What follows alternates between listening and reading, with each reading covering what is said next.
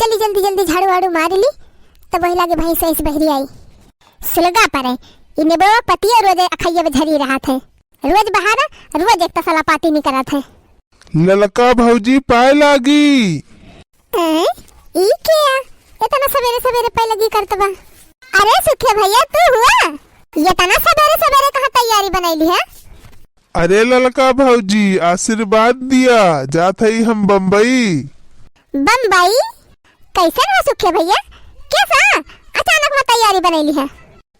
का ललका भौजी तू जान जान अनजान बनती है जनते है बिया होएगा परिवार बड़ा होएगा तो खर्चे बढ़ी गए और देखती नहीं है ललका भौजी अपने गांव में मेहनत मजूरी काम कहीं मिला था कहीं मिलबे नहीं करत और नरियगो काम नहीं बाकी बराबर चलत हुए। हाँ ये बतिया तो सही कहा था सुखे भैया। हाँ ललका भौजी वही के मारा हमार मेहरुआ कहिस कि चला जा बम्बई और 2-4 पैसा कमाए लावा। अच्छा अच्छा हाँ भौजी जात है तो काजनी कही है लौटी कही है ना लौटी एक मारे हम कहन चली सबसे भेंट अखबार कह आई। हाँ भले किया सुखे भैया चलाया भले किया। सुखे भैया जाता है कमाए तो ऐसा ना करी कि अपने जिन को पठाई दी आखिर जाए 2-4 पैसा कमाबे करे यहाँ स्कूल फिस्कूल चलते ना बढ़िया के पढ़ाई लिखाई होते ना जाए 2 पैसा कमाबे करे। अच्छा तो फिर हम चलते हैं ललका भौजी चली मोटका भौजी से और दक्षिणा भौजी से उन्होंने सबसे भेंट कैली। अरे रुका हो सुखे भैया जिनको बप्पा ए जिनको बप्पा का वाह मार गुहाल लगाए यहाँ चैला फारत रहन तपता बारत ना मार चिल्लाए लागी। अरे वका को छोड़ा तपता सपता सुना पहले सुखे भैया जाता है बम्बई कमाए। हाँ तो हम ई कहत रहे ना कि अपने झिनको न पठाई दिया जाए बम्बई कमाए झिनकुआ पठाई दी बम्बई कमाता। अरे बहू कितना बड़ा बा अब ही 6-7 में पढ़त बा। देखा था स्कूल फिस्कूल में पढ़ाई लिखाई होती नहीं बाटे ढंग से यहाँ रही है तो बिना मतलब का टाइम बर्बाद करिए पढ़ाई लिखाई में और सुखे भैया साथे पठाई दिया जाए बम्बई तो 2-4 पैसा कमाए ले। कहो सुखे भैया सही कहा था कि नहीं। अरे ललका भौजी हम तो ई कहत रहन कि झिनकुआ का वही पढ़ाई दे तू और निरहू भैया पठाई दे तू हमारे साथवा चलते वह नहीं कमाए होते बम्बई। अरे सुखे भैया ये चला जाइए तो खेती बाड़ी के देखे देखते हैं सुखे भैया 4 गोरू बांध ले है हम दिन भर नहीं में भी रह रही थी खेती बाड़ी सींचे पाते गोड़े का कुल करे का ये न रही के करे और यहाँ रहिए तो खेती बाड़ी देख लेंगे अब ऐसे नरेगा सरेगा काम मिल जाते कहियो कहियो वो कह लेंगे 2-4 पैसा मिल जाए खर्चा पानी का। अरे ललकी एक दाई झिनको बुलाए पूछ ले कि जाए कि न जाए वो बम्बई। कहे न जाए का अपने मन का बाजिन को तोरी की नहीं। अरे तो हाँ बुलाए के पूछ लिया मैंने एक दाई हम तो कहत रहे न भाई छोट बा वही रह दे तू जैसे चलता बा वैसे चलावा कैसे ज्यादा बोले ना बस बता दिया थे जैसे अपना बर्बाद है वैसे सोचा था हमारा लड़का बर्बाद हो जाए हम कुछ नहीं जानित हम अपने बेटा बम्बई पठाओ और जाए कमाए यहाँ गाँव में कुल के धारण के साथ बर्बाद न हुए देव हम। झिनकुआ ए झिनकुआ का अम्मा आ गया झिनको भैया। हे भैया तहां सुखे चाचा जाता है परदेश कमाए बम्बई सब्जी पराठा बनाए है चला पैक कर दी एक डिब्बा घी धरे है ओका दे दी अचार दे दी और दाना चबाइना दे दी कुल लेके चला जा तू कमाया अपने चाचा साथे भैया। हम कमाए चला जाब तो हमार पढ़ाइया का होए अम्मा। देखा झिनको भैया तुम्हें हम समझावत है पढ़े लिखे कौनो फायदा वायदा बाय नहीं देखा था ये कोरोना के चक्कर में 2-3 साल स्कूल बंद रहा था न ढंग से पढ़ी लिखी पाऊबा और न कुछ कई पाऊबा यही मारा कहा था चला जा अपने सुखे चाचक साथे बम्बई और वही कौनो काम धंधा सीख लिया और बढ़िया कमा 2-4 पैसा। नहीं अम्मा हम बम्बई कमाए जाब ना हम पढ़ब वही। अरे नहीं भैया जिद ना करा का खड़े खड़े मुंह लगाता है समझाई नहीं पाता है बेटा हुआ का हम समझाई रे ललकी। अरे एक दाई कहा बात कि जहाँ तोहरन कहे मानी जाए। ए झिनको भैया जा जा चला जा काम धंधा मिले बढ़िया से किया और नहीं भाग गया। नहीं पापा हम वही पढ़ब हम बम्बई कमाए ना जाब। अरे निरहू भैया हम तो ई कहत रहन अब वही पढ़ाई लिखाई देता लड़कवा का अब यह जान लिए निरहू भैया इनका कौने फैक्ट्री में कमाओ न मिले वही होटल सोटल पे बर्तन सर्तन धोए वाला काम मिले नहीं तो किराना सराना के दुकान पे काम मिले हुए, सामान ढोक पड़े, हर से बाहर ले जाए पड़े। और एक बात और जान ली ललका भौजी, छोड़ के दहार कमाओ ना बम्बई लगौते जल्दी से। तुम्हें पता ना ललका भौजी, 14 साल से कम उम्र के जितना बच्चा है उनका काम लगवाए पे पकड़दारी बा। नाबालिग बच्चन से काम करवाओ कानूनी अपराध बाटे। रामदेव कहा थी ललका भौजी, अगर कहूँ पकड़ा गया ना तो बहु कचरा जाब। यही से कहा था अम्मा, हम बम्बई उम्बई ना जाब, हम पढ़ब। खेले खाए दा अबही, खेले खाए दा अबही, ना बहरी भगावाए पापा लइका बानी, ए मम्मी लइका बानी। हमसे तू नाही मजे दूरी करवाए पापा लइका बानी, हे माई लइका बानी।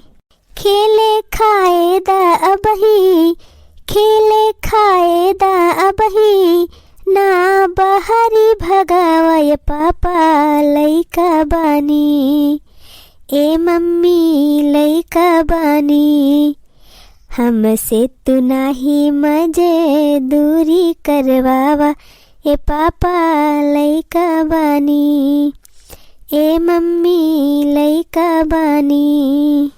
काहे हक लूटत बाटा हमरे बचपन के, हमरे बचपन के। भेजा स्कूल हमहू देखाऊब कुछ बानी के, भेजा स्कूल कुछ दे खाऊब हमहू बानी के। काहे हक लूटत बाटा हमरे बचपन के, भेजा स्कूल कुछ दे खाऊब हमहू बानी के, भेजा स्कूल कुछ दे खाऊब हमहू बानी के। पढ़ाई दान होटल के, पढ़ाई दान होटल के, बरताना मांजवाए पापा लइका बानी, ए मम्मी लइका बानी। पढ़ाई दान होटल के, पढ़ाई दान होटल के, बरताना मांजवाए पापा लइका बानी, ए मम्मी लइका बानी। हमसे तू नाही मजे दूरी करवाए पापा लइका बानी, ए मम्मी लइका बानी। गैया से बछरा का करा जानी दूर हो, करा जानी दूर हो। जानत बाटी पैसा खातिर बाटा मजबूर हो, बाटा मजबूर हो। गैया से बछरू का करा जानी दूर हो, करा जानी दूर हो।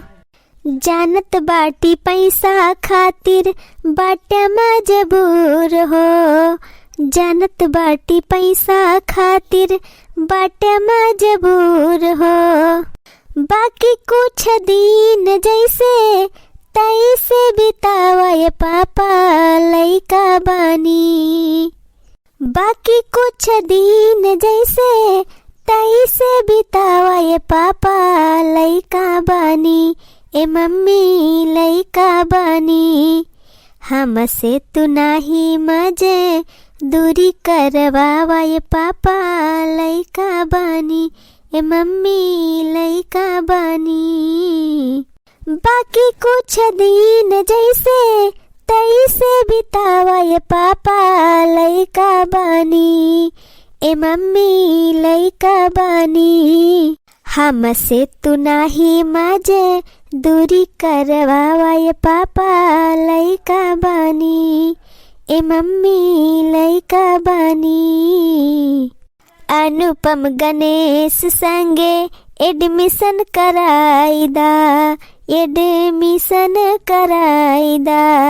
कापी किताब कलम बस्ता मंगाईदा, बस्ता मंगाईदा।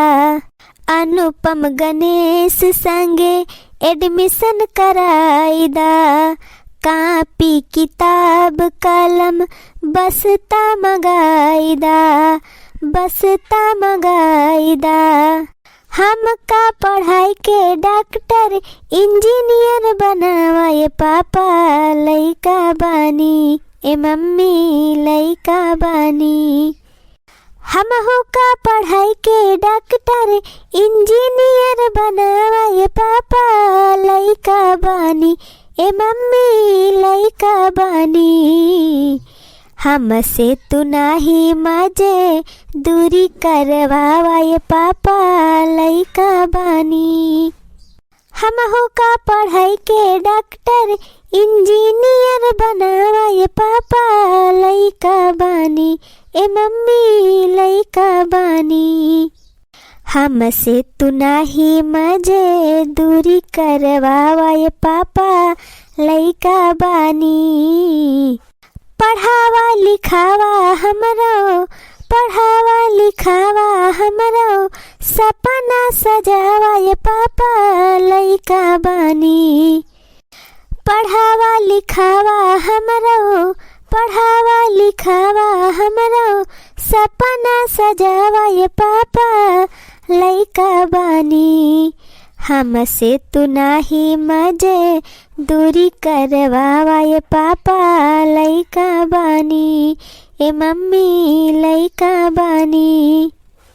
खेले खाए दा अबही, खेले खाए दा अबही, ना बाहरी भगावाए पापा लइका बानी, हे अम्मा लइका बानी। हमसे तू नाही मजे दूरी करवाए पापा लइका बानी, हे मम्मी लइका बानी। जा हो ललका जीजी, तुहू का जब बाटी बतावा भला। जिनको अब ही 8 में पढ़त बा और तू का परदेश कमाता है पढ़ती है, तहर बुद्धि भर बिष्ट होई गे बा। आज के जमाना में सब अपने के धारण का पढ़ावत लिखावत बा, काबिल बनावत बा, और तू पढ़ती है कमाता है। बतावा पढ़ी लिखी रही है, कहूँ सरकारी नौकरी सौकरी पाई गई है ना, पढ़े लिखे रही है, दिमाग बुद्धि रहे तो कौनो धंधा बिजनेस के लिए है बड़ा। अब वही जो पठे देबू बम्बई तो वह बेगारी से गारी काम करिए, जिंदगी खाली मजदूरी करत बीत जाए जैसे तोहरा सबका बीतत बा। अरे हमार झिनको भैया, हम तुम्हें कहूँ न पढ़ाऊ हमार लाल। अरे हमार झिनको भैया, अब हम तुमका खूब पढ़ाओ लिखाओ और एक काबिल इंसान बनाओ। हाँ भैया बहनी और दीदी लोग, आपस सब सुन लिया जाए, अपने लड़कन बच्चन का खूब पढ़ावत लिखावत जाए, मेहनत मजदूरी न करावत जाए छोटन पर से। चलो फिर भैया बहनी दीदी लोग, फिर मिला जाए एक नए वीडियो के साथ। तब तक आप सभी हंसत रहा, मुस्कुरात रहा और कंटिन्यू हमारा वीडियो देखत रहा। हाँ भैया बहनी लोग, वीडियो निक लाग होए तो लाइक और शेयर जरूर कर दिया जाए। और हाँ भैया बहनी दीदी लोग, अगर हमारे चैनल पर नए हुई है तो हमारे चैनल का जरूर सब्सक्राइब कर लीजिए। और हाँ भैया, आज के वीडियो आप सबका कैसन लग एक कमेंटों में जरूर बताई है। चलो फिर भैया बहनी दीदी लोग, दक्षिणा की तरफ से और निरहो की पूरी फैमिली की तरफ से और सुखे भैया की तरफ से आप सभी का प्यार भरा नमस्ते।